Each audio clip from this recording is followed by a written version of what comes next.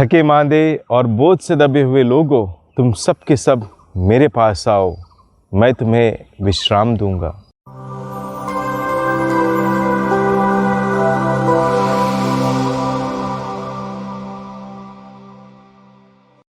क्रिस्त में मेरे प्रिय भाइयों और बहनों, हृदय हमारे शरीर का एक महत्वपूर्ण अंग है। वो दिन रात काम करता रहता है और इसलिए हमारा शरीर चलता फिरता रहता है। अगर हृदय रोगी हो जाए तो हम भी शरीर को चला नहीं पाएंगे। आज कई सारे लोग हृदय के रोग से ग्रसित हैं और कई सारे लोग हृदय की बीमारी से मर भी जाते हैं।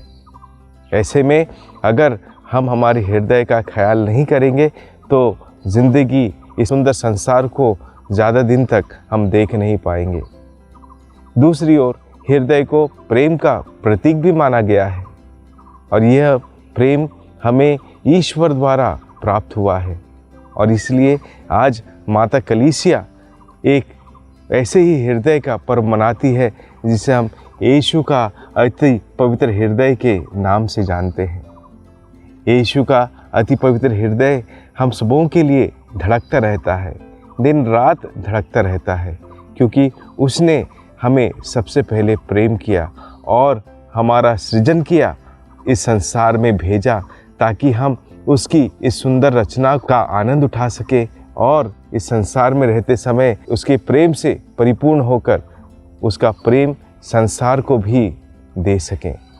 इसलिए मेरे प्रिय भाई बहनों, एक क्रिस्ती होने के नाते क्या मैंने कभी मेरे प्यारे प्रभु के प्रेम को पहचाना है? अगर हम इस संसार में जीते हैं, आराम से ज़िंदगी बसर करते हैं, संसार की सारी सुविधाओं को या सुख शांति को अपने जीवन में महसूस करते हैं, ये सब प्रभु का वरदान है।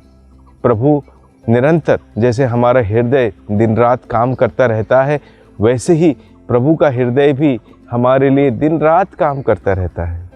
वह बिना रुके काम करता है। फ़र्ज़ कीजिए एक दिन भी अगर हमारा हृदय काम करना बंद कर दे तो हमारा क्या होगा? हम मर जाएंगे। हमारा प्रभु भी हमें इस संसार में रहते समय दिन रात अपनी ओर से प्रयत्न करता रहता है ताकि हमारे जीवन में वो सारी खुशियाँ दे सके, शांति दे सके और हमारे जीवन को आनंदमय बना दे। लेकिन क्या हम प्रभु के इस प्रेम को समझते हैं? यूहन्ना का पहला पत्र अध्याय 4 पद संख्या 16 में प्रभु का वचन कहता है, ईश्वर प्रेम है और जो प्रेम में जीता है वो ईश्वर में जीता है और ईश्वर उसमें जीता है। तो क्या हम प्रभु के इस प्रेम को पहचानते हैं? क्या हम प्रभु का द्वारा दिया गया प्रेम जो हमारे हृदय में निवास करता है और संसार भी इस प्रेम की परिभाषा को जानता है, पहचानता है, क्या हम इस प्रेम को साक्षी के रूप में जीने का प्रयास करते हैं? आज के इस पर्व से मेरे प्रिय भाई बहनों फिर एक बार प्रकट हो जाता है कि प्रभु हमें कितना प्यार करता है।